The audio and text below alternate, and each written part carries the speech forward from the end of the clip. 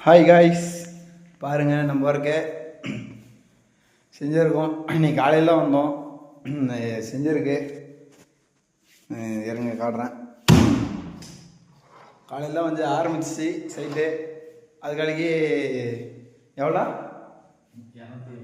250 செஞ்சு முடிச்சிருக்கோம்.